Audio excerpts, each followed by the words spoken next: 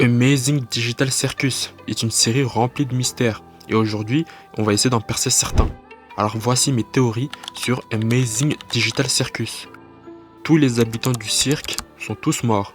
Alors cette théorie se base sur l'épisode 4, précisément la partie où Gangle devient manager d'un fast-food. Tout l'épisode est une allégorie de son ancienne vie de manager, mais ce qui est intéressant, c'est la fin de l'épisode.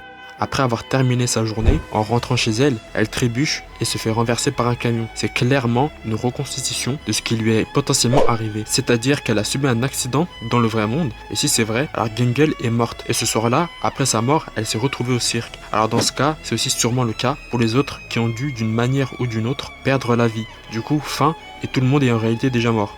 Mais je ne pense pas que cette théorie est vraie, pour plusieurs raisons. Déjà, de ce qu'on sait, les habitants du cirque portent tous un casque, comme sous-entendu à l'épisode 7 et 1, d'où le dernier souvenir de Pomni, où elle a mis un casque avant de se retrouver au cirque. What's going on? I put on some weird headset and now I'm here. Et on reste sur le schéma de l'épisode 7. Ici, on peut voir que l'une des fonctions du casque est de stimuler les nerfs. C'est une des conditions du bon fonctionnement du système. Et si les habitants du cirque sont bien morts, c'est impossible que leur cerveau, qui n'émet plus aucun signal nerveux, puisse être stimulé d'une quelconque manière. Car oui, après la mort, le cerveau, après 10 minutes maximum, arrête de fonctionner. Du coup, la théorie tombe à l'eau.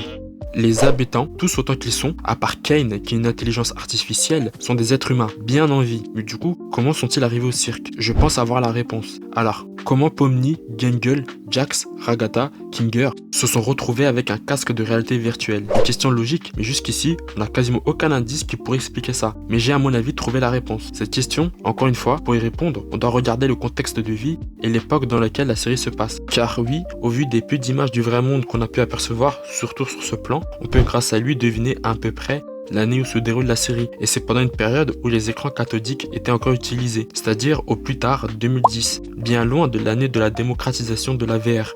Mais la VR existait bel et bien à cette époque, mais pour des usages bien spécifiques, comme militaire, la médecine ou bien dans l'ingénierie. Mais du coup, comment se sont-ils retrouvés avec ce casque sur la tête?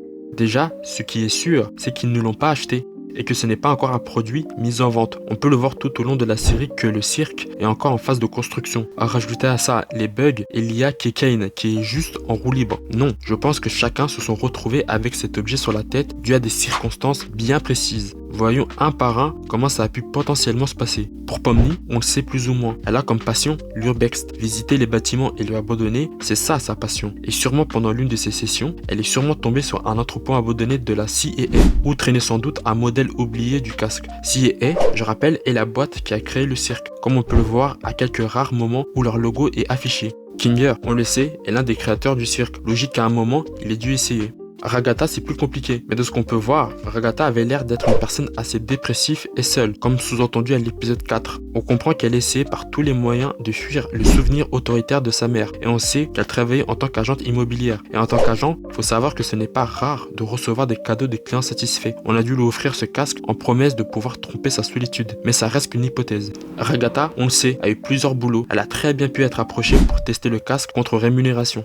Gangle était manageuse dans un fast-food, et comme vu plus tôt, elle a sûrement subi un accident duquel elle aurait survécu, et potentiellement, ses employeurs, pour garder une bonne image de marque, l'auraient fait soigner dans un hôpital renommé, possédant des machines avancées, notamment la réalité virtuelle, car oui, la réalité virtuelle peut être un outil utilisé dans les hôpitaux pour les patients à mobilité réduite, ou en pleine rééducation, même si assez rare, surtout en 2010, et c'est sûrement pour l'aider dans sa récupération que Gangle aurait eu accès à ce casque. Jax, c'est plus compliqué, car on n'a quasiment aucune information de sa vie d'avant, mais on a quand même quelques indices venant de la créatrice de la série, Ghostwork, qui a donné beaucoup d'infos sur Jax, mais il y a particulièrement deux citations qui ont retenu mon attention. Jax est celui qui mérite le plus d'être ici. Jax n'a jamais payé d'impôts et n'en payera sans doute jamais. Pourquoi ces deux infos? Pour ça, il faut corréler ces infos avec ce qu'on sait déjà. Alors, c'est une personne horrible, personne ne l'attend dehors, il ne paie pas ses impôts, et il mérite d'être assis.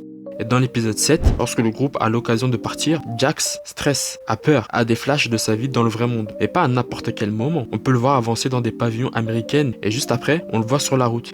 Mais vous avez vu le contexte dans lequel ça se passe? De nuit, on le voit, il avance de manière assez menaçante vers une maison et juste après, il se retrouve sur la route. Pourquoi ces deux moments apparaissent lorsque l'idée de revenir dans le monde réel se présente à Jax? Jax est une personne qui vit dans l'illégalité. Il n'a pas d'amis et sans doute pas de travail fixe. Je pense que Jax, ce soir-là, a cambriolé une maison, voire pire, puis s'est enfui. Et ça expliquerait pourquoi Ghostwork disait que Jax mérite d'avoir atterri ici. Car ce n'est pas une victime, mais une personne qui paie pour avoir commis un crime, ce qui va dans le sens de beaucoup de spéculations qui ont été faites sur ce lapin. Mais on développera cette idée dans une prochaine vidéo. Pour l'instant, restons sur cette supposition. Jax a cambriolé, mais pas n'importe quelle maison, celui d'un développeur de la CIA, et c'est comme ça qu'il aurait eu son casque.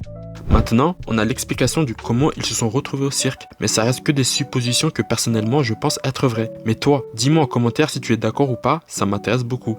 Mais on sait toujours pas le pourquoi avoir créé ces objets de torture, pourquoi enfermer des personnes innocentes dans un monde virtuel, pourquoi le cirque, le secret de Kane, tout ça, on en parlera dans une vidéo qui sortira très bientôt. Alors si tu veux avoir tes réponses, tu sais quoi faire. Abonne-toi, pouce, active la cloche, donne-moi tes théories en commentaire. Et à très bientôt.